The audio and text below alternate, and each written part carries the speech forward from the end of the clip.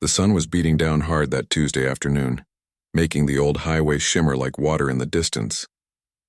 10-year-old Tommy wiped the sweat from his forehead as he walked along the dusty road, carrying a brown paper bag filled with groceries. His grandmother had sent him to the corner store to pick up bread, milk, and her medicine. It wasn't a long walk, maybe 20 minutes from their small house on the edge of town, but on a day like this it felt twice as far. Tommy shifted the bag to his other arm and kept walking. There weren't many cars on this stretch of road. Most people took the new highway that opened up last year. This old route was mostly used by locals who knew the shortcuts, and right now, it felt like Tommy was the only person out here under this burning sun. That's when he saw the car. It was parked awkwardly on the shoulder of the road, hood propped open, steam rising from the engine like smoke from a kettle. Next to it sat an old man on the ground, his back against the front tire, looking completely worn out. The man wore a nice suit, the kind Tommy only saw on TV or when someone was heading to church on Sunday. But now that suit was covered in dust and dark patches of sweat stained the back and under the arms. Tommy slowed his pace. His grandmother's voice echoed in his head, the same warning she'd given him 100 times. Don't talk to strangers. Don't stop for people you don't know. Come straight home. But something about this scene made Tommy pause. The man looked old, probably around his grandmother's age, maybe older.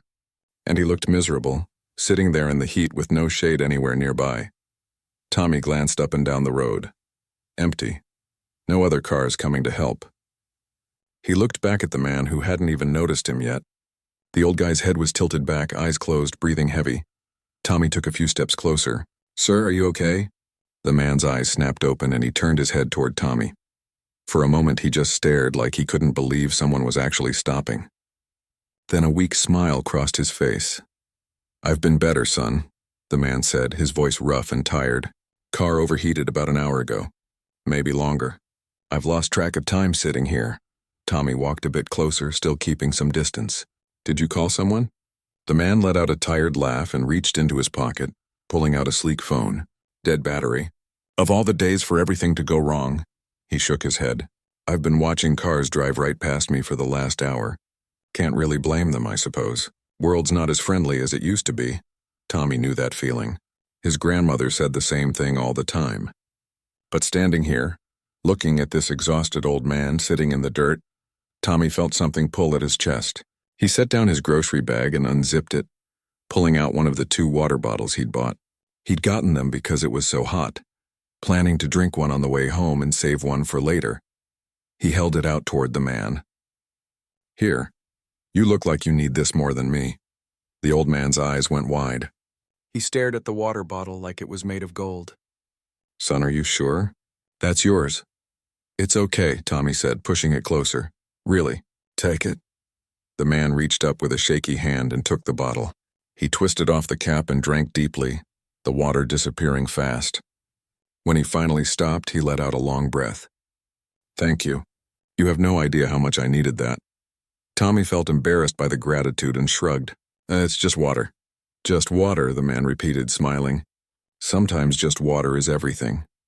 He looked at Tommy with curious eyes. "What's your name, young man?" "Tommy." "Well, Tommy, you might have just saved my life. I'm not exaggerating. I was starting to feel dizzy." The man used the car to pull himself up to his feet, moving slowly like his bones hurt. "Is there a mechanic shop anywhere nearby? Someone who could help with this car?" Tommy nodded. "Yeah, there's Benny's auto shop about a mile down the road that way." He pointed west. "Mr. Benny can fix anything. My grandmother's car broke down last month and he got it running again." The man looked down the long, empty road and then back at his car. "A mile," he sighed. "I don't suppose you'd know anyone with a phone I could use? Or maybe someone who could give me a ride?" Tommy thought for a moment. The nearest house was the Peterson farm just across the field.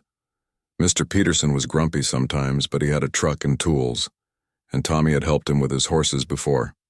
"Wait here," Tommy said. "I know someone who might help. Just stay in the shade under that tree." He pointed to a scraggly oak tree a few feet away. The man looked surprised. "You'd do that?" "Go get help for a complete stranger." Tommy picked up his grocery bag.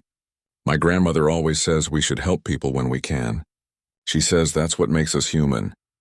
He started walking toward the Peterson farm but called back over his shoulder. I'll be quick. Drink the rest of that water." As Tommy jogged across the field toward the farmhouse, he didn't see the way the old man stood there watching him, something like wonder on his weathered face. And Tommy couldn't have known that this simple choice, this one small act on a hot summer day, was about to change his entire life in ways he never could have imagined. All he knew right then was that someone needed help, and he had a chance to do something about it. That seemed like enough reason to run a little faster. Tommy's legs burned as he ran across the dry field toward the Peterson farm. Dust kicked up behind his sneakers with each step, and the grocery bag bounced against his side. He could see Mr. Peterson's red truck parked near the barn, which meant he was home. That was good luck. When Tommy reached the farmhouse, he was breathing hard. He knocked on the screen door, maybe a bit too loud, but this felt urgent. A moment later, Mr. Peterson appeared, wiping his hands on an old rag. He was a big man with a gray beard and suspicious eyes that always seemed to be studying you. "Tommy, what are you doing running around in this heat? Your grandmother know you're out here?" "Mr. Peterson, sir, there's a man stranded on the highway. His car broke down and he's been sitting out there for over an hour. He needs help getting to Benny's shop. Or maybe you could look at his car. He looks really sick from the heat." Mr. Peterson frowned, his eyebrows pulling together. "A stranger? Tommy? You didn't give him your name or tell him where you live, did you?" "I just gave him water," Tommy said quickly. "He looked bad, Mr. Peterson, really bad. Like he might pass out or something." The old farmer studied Tommy's face for a long moment, then sighed. "Your grandmother raised you to be kind. Maybe too kind for your own good." But he was already reaching for his keys hanging by the door. "All right, show me where this man is. But you stay in the truck, you hear me? Let me handle it." They climbed into Mr. Peterson's dusty pickup truck, and Tommy directed him back to the highway. When they pulled up, the old man was sitting under the scraggly oak tree like Tommy had told him to, but he looked worse than before. His face was pale despite the heat, and his hands were shaking. Mr. Peterson got out slowly, keeping his distance at first. "Sir, the boy says you need help." The old man looked up, relief flooding his features. "Thank God, yes, my car overheated. I'm not sure what's wrong exactly. I was hoping to make it to the city, but..." He gestured weakly at the steaming vehicle. Mr. Peterson walked over to the car and popped the hood wider, peering inside. Tommy watched from the truck window as Mr. Peterson poked around the engine, checking hoses and looking at different parts. After a few minutes, he came back to his truck and grabbed a large jug of water from the bed. "Your radiator hose has a leak," Mr. Peterson called out. "Not huge, but enough. Lost all your coolant. I can patch it temporarily and fill it up. Might get you where you're going if you drive careful and don't push it." "I can't tell you how grateful I am," the old man said, standing up with effort. "Both of you, especially young Tommy here." He looked at Tommy through the truck window and smiled. "He gave me his water when I thought I might pass out." Mr. Peterson glanced back at Tommy, something shifting in his expression. Maybe a bit of pride? That sounds like him. His grandmother's teaching him right. For the next 20 minutes, Mr. Peterson worked on the car while Tommy stayed in the truck like he was told. The old man tried to help, but Mr. Peterson waved him off, telling him to stay in the shade and rest. Tommy watched as Mr. Peterson wrapped something around the hose and then poured water into the radiator. Finally, he told the old man to try starting the engine. The car coughed once, then roared to life. No more steam poured from under the hood. "That should hold," Mr. Peterson said, wiping his hands. "But you need to get this properly fixed soon. Don't let it overheat again or you'll crack your engine block. Benny's shop is a mile west. He'll fix you up right." The old man reached for his wallet, pulling out several bills. "Please let me pay you for your time and trouble." Mr. Peterson held up his hand. "Didn't do it for money. Did it because a boy came running across a field asking for help for someone he didn't even know. That means something." The old man's eyes got misty. He turned to Tommy, who had climbed out of the truck now that everything seemed safe. "Tommy, you could have walked right past me. Most people did. But you stopped. You gave me your water. You ran to get help. Why?" Tommy felt uncomfortable with all the attention. He shrugged, kicking at the dirt with his shoe.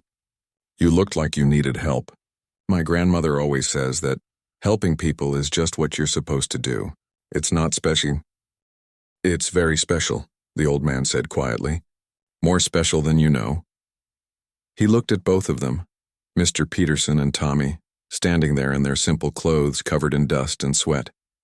"I insist on at least sending you a proper thank you. May I have your address? I'd like to send a note to your grandmother, Tommy, and something for your trouble, sir. Mr. Peterson started to protest, but the old man held up his hand. Please, it would mean a lot to me. Just to say thank you properly. Tommy recited his grandmother's address, the small house on Maple Street, number 42. The old man repeated it twice like he was memorizing it, then carefully wrote it down on a piece of paper from his car. My name is Robert, the old man said, extending his hand to Tommy. Tommy shook it, feeling the rough, weathered skin. Robert Thornton. And I promise you, Tommy, I won't forget what you did today. It was just water, Tommy said again, feeling his cheeks heat up. Just water, Robert repeated with a strange smile. We'll see about that. He shook Mr. Peterson's hand too, thanking him several more times before slowly getting into his car. He rolled down the window as the engine idled. Drive safe, both of you. And Tommy, keep being exactly who you are. The world needs more people like you. As Robert's car disappeared down the highway, moving slowly and carefully, Mr. Peterson put his hand on Tommy's shoulder. You did good today, kid. Real good. Tommy picked up his grocery bag, the bottles now lighter with one gone. I should get home. Grandmother's probably wondering where I am. Come on, I'll drive you, Mr. Peterson said. Those groceries are probably warm by now anyway. As they drove toward Tommy's house, neither of them could have guessed that the encounter with Robert Thornton would become the most important moment of Tommy's young life. Right now, it just felt like a Tuesday afternoon where someone needed help and they gave it. Simple as that. But life has a way of taking simple moments and turning them into something extraordinary. 3 weeks passed, and Tommy almost forgot about the man on the highway. Almost, but not quite. Sometimes when he was doing his homework or helping his grandmother with dishes, the memory would pop into his head. The way Robert had looked so grateful for just a bottle of water. The way he'd written down their address so carefully. Tommy wondered if he'd ever actually send that thank you note he mentioned, but life kept moving forward the way it always does. School started up again, and Tommy found himself sitting in 5th grade dealing with new teachers and harder math problems. His grandmother, Diane, worked longer hours at the diner downtown, coming home with tired eyes and sore feet. Tommy noticed she'd been taking more pills lately, the ones from the pharmacy that came in the orange bottles with her name on them. One night at dinner, Tommy was eating the meatloaf his grandmother had made when he noticed her rubbing her temples. You okay, Gran? She smiled, but it didn't reach her eyes. Just a headache, honey. Nothing to worry about, but Tommy did worry. He worried when he saw the stack of envelopes on the kitchen counter, the ones with red stamps that said final notice.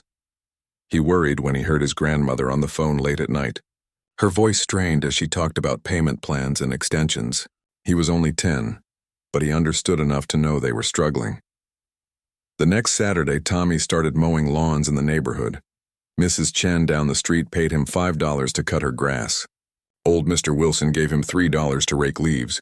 It wasn't much, but Tommy put every dollar in a jar he kept under his bed, thinking maybe it could help with something, anything. September melted into October. The leaves turned brown and orange and the air got cooler. Tommy's grandmother started picking up extra shifts, which meant Tommy spent more time alone after school. He didn't mind too much. He'd do his homework, make himself a sandwich, and sometimes walk to the library to read. It was a Tuesday evening when everything changed. Tommy was sitting at the kitchen table, working on a science project about the solar system, when he heard a car pull up outside. It wasn't the usual sound of their neighbor's old Honda. This was different, smoother, quieter, expensive. Through the window, he saw a sleek black car parked in front of their house. A woman in a gray suit stepped out carrying a folder. She looked like she belonged in a movie, not on their street with its cracked sidewalks and chain-link fences. The doorbell rang. Gran, Tommy called out. His grandmother came from the bedroom, still wearing her diner uniform, looking confused. Diane opened the door slowly. Can I help you? The woman smiled warmly. Mrs. Diane Foster, yes? My name is Patricia Chen. I'm a representative of someone who wishes to remain anonymous for the moment. May I come in? I have something important to discuss with you. Diane looked uncertain but stepped aside. Tommy watched from the table as the woman entered their small living room. She had kind eyes, he noticed, not the cold look some fancy people had. Please, sit down, Patricia said gently, gesturing to their worn couch. Both of you! What I have to share concerns young Tommy as well. Tommy's heart started beating faster. Was he in trouble? Had he done something wrong? Patricia sat in the armchair and opened her folder. About 3 weeks ago, Tommy helped a man whose car had broken down on Highway 47. Does that sound familiar? Diane looked at Tommy, surprised. You didn't tell me about that. Tommy shifted in his seat. I didn't think it was a big deal. I just gave him some water and got Mr. Peterson to help fix his car. Patricia smiled. That man's name is Robert Thornton, and what you did was a very big deal to him. She pulled out an envelope from her folder. Mrs. Foster, Mr. Thornton was deeply moved by your grandson's kindness. He asked me to deliver this to you. Diane took the envelope with shaking hands. She opened it slowly, pulling out a piece of paper. Tommy watched as his grandmother's face went pale. Her eyes went wide. Her hand flew to her mouth. What is it, Gran? Diane couldn't speak. She just stared at the paper, tears starting to roll down her cheeks. Patricia leaned forward. It's a check, Tommy, for $25,000. The number didn't feel real. Tommy had never even seen that much money written down before. What? Why would he? Your grandmother has medical bills, Patricia said gently. Mr. Thornton made some inquiries. He learned that she's been struggling to pay for her surgery from earlier this year, and that you've been trying to help by doing odd jobs around the neighborhood. She looked at Tommy with warm eyes. He wanted to make sure those bills were taken care of. Diane was crying now, really crying, her shoulders shaking. Tommy got up and put his arm around her. He'd never seen his grandmother cry like this before, and it scared him a little. I don't understand, Diane managed to say between sobs. Why would a stranger do this for us? Because your grandson showed him kindness when no one else would, Patricia said simply. Because Tommy saw someone in need and helped without thinking about what he'd get in return. Mr. Thornton said that kind of goodness is rare, and it should be recognized. Tommy felt overwhelmed. It was just water. Patricia stood up, gathering her folder. Sometimes the smallest gestures carry the biggest weight. Mr. Thornton will be in touch soon. He'd like to meet with you both again if you're willing. After Patricia left, Tommy and his grandmother sat on the couch together in silence. The check sat on the coffee table in front of them, looking almost fake in the lamplight. Gran, is this real? Diane wiped her eyes and pulled Tommy close. I think it is, sweetheart. I think it really is. That night, Tommy lay in bed staring at the ceiling, his mind racing. He thought about that hot day in August, about the tired old man sitting by his broken car. He'd just been trying to do the right thing, the thing his grandmother had taught him. He never expected anything like this. In the kitchen, Diane sat at the table holding the check, tears still streaming down her face. For the first time in months, they weren't tears of worry or stress. They were tears of relief, of gratitude, of hope that maybe things were finally going to be okay. Neither of them knew that this was only the beginning. The black car returned 2 days later, but this time Robert Thornton himself stepped out. Tommy was sitting on the front porch doing homework when he saw the familiar figure emerge. The old man looked different now, healthier, standing straighter.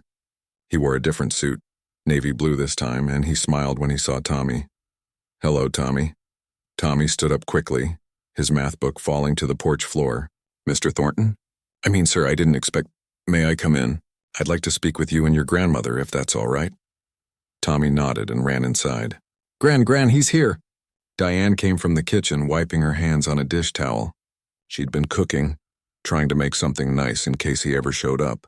She smoothed down her hair and opened the door, inviting Robert inside. Their living room suddenly felt smaller with him in it. Not because he was a big man, but because of the way he carried himself. There was something important about him. Something that made you want to sit up straighter.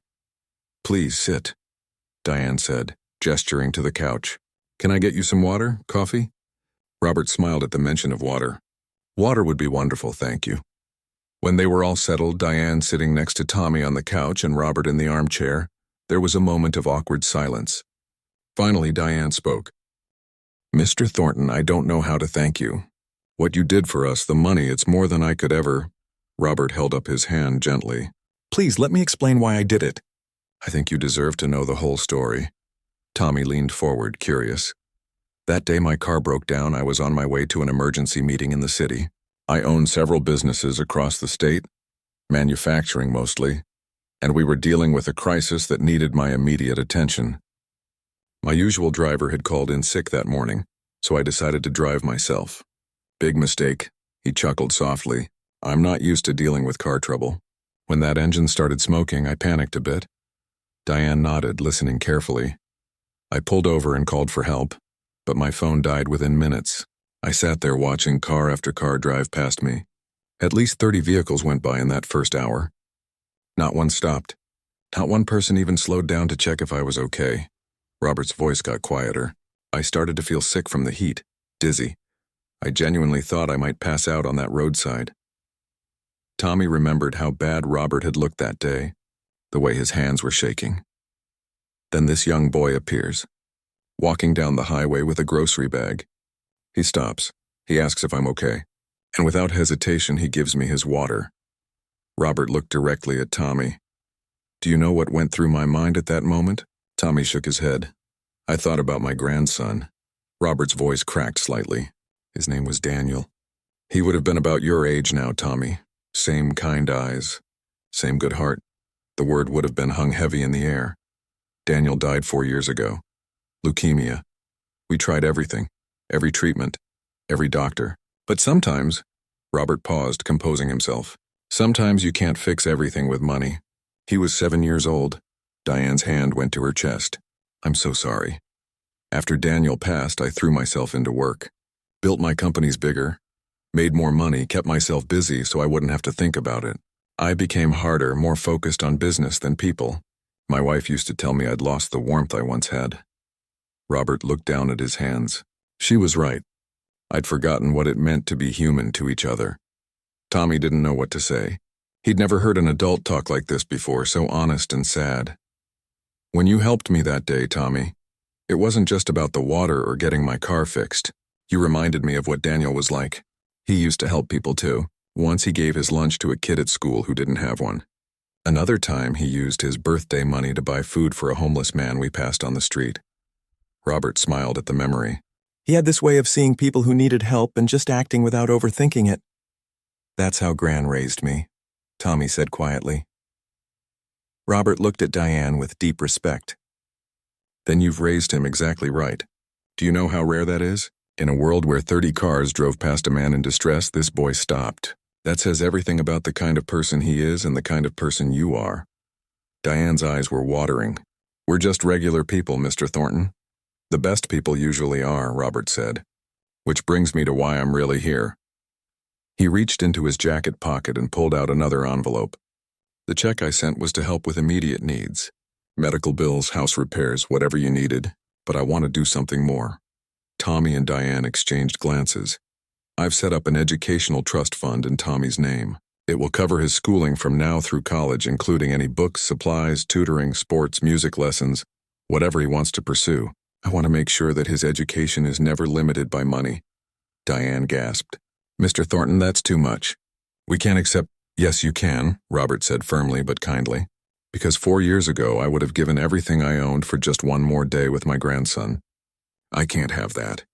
But what I can do is make sure that a boy who reminds me so much of Daniel has every opportunity to become the man he's meant to be. Tommy felt tears on his cheeks, but didn't wipe them away. There's one more thing, Robert continued. If you're willing, I'd like to stay in touch. Maybe visit sometimes, see how you're doing. Be part of your life in some small way. I'm not trying to replace anyone or be anything I'm not. His voice wavered. I just don't want to lose this connection to the kindness Daniel would have shown. Diane stood up and walked over to Robert. She put her hand on his shoulder. You're welcome here anytime. This is your home too if you want it to be. Robert stood and pulled Diane into a hug. Then he turned to Tommy and extended his hand. When Tommy shook it, Robert pulled him into a hug as well. Thank you, Tommy, he whispered. Thank you for reminding me what matters. As the sun set outside their small house on Maple Street, 3 people who had been strangers just weeks ago sat together in the living room, talking and laughing and sharing stories. And for the first time in 4 years, Robert Thornton felt like maybe, just maybe, his heart was starting to heal. 5 years passed like pages turning in a book. Tommy grew taller, his voice got deeper, and the boy who had once given away his water bottle on a dusty highway was now 15 years old. standing in front of his high school preparing for a big moment. The auditorium was packed with families, teachers, and students. Tommy adjusted his tie, the nice one Robert had helped him pick out last week. His hands were sweaty and his heart pounded in his chest. Public speaking had never been his favorite thing, but today was different. Today mattered. In the third row, his grandmother Diane sat beaming with pride, wearing a new dress she'd bought specifically for this occasion. Next to her sat Robert, now in his 70s, but still sharp and present. Over the years, he'd become like family. He came to Tommy's football games, helped him with college applications, and spent every Thanksgiving and Christmas at their house on Maple Street. The principal walked to the podium and tapped the microphone.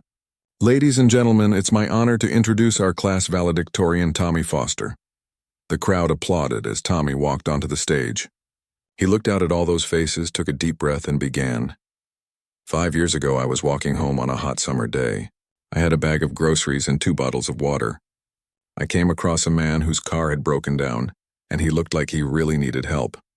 So I gave him one of my water bottles and ran to get someone who could fix his car.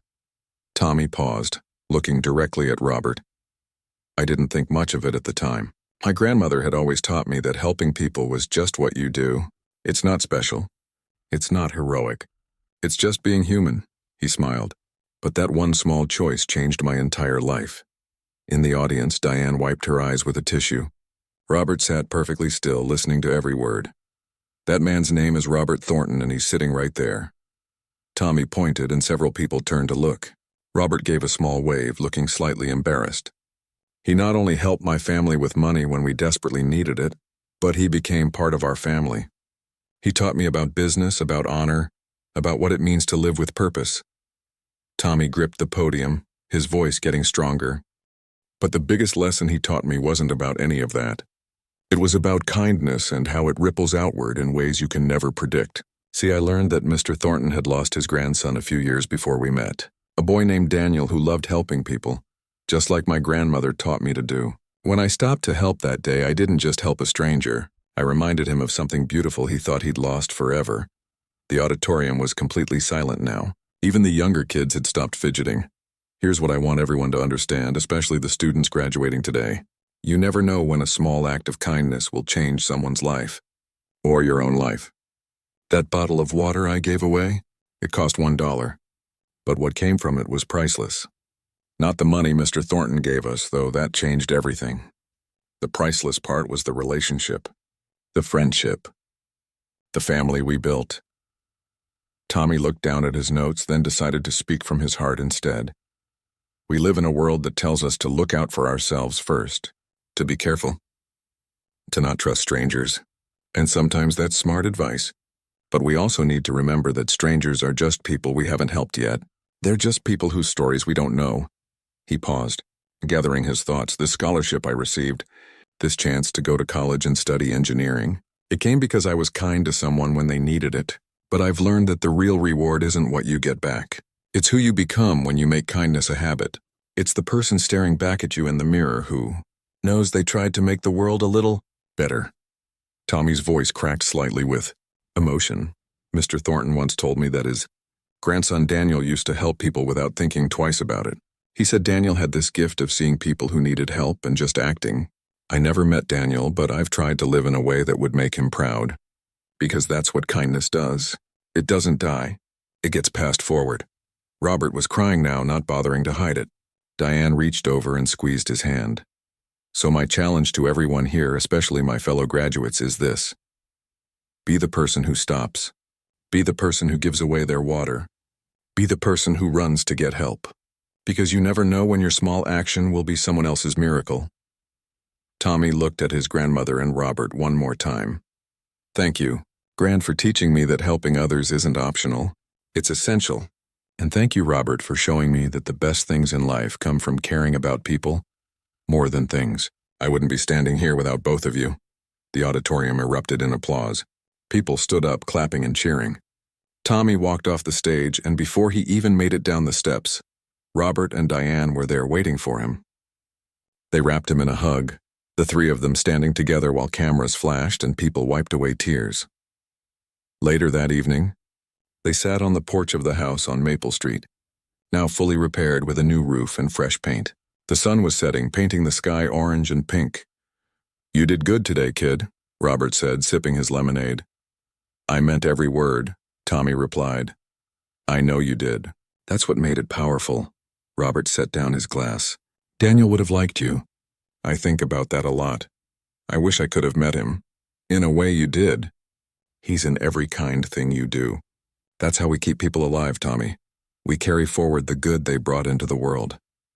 Diane came out with a plate of cookies, homemade, still warm.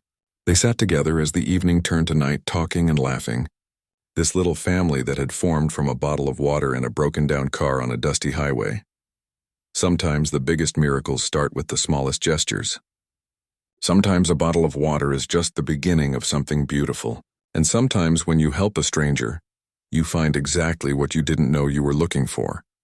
A family, a purpose, a reminder that kindness is never wasted, and that the best investment you can make is in another person's life. Tommy learned that lesson at 10 years old on a hot summer day, and he would carry it with him for the rest of his life, passing it forward just like Daniel would have done.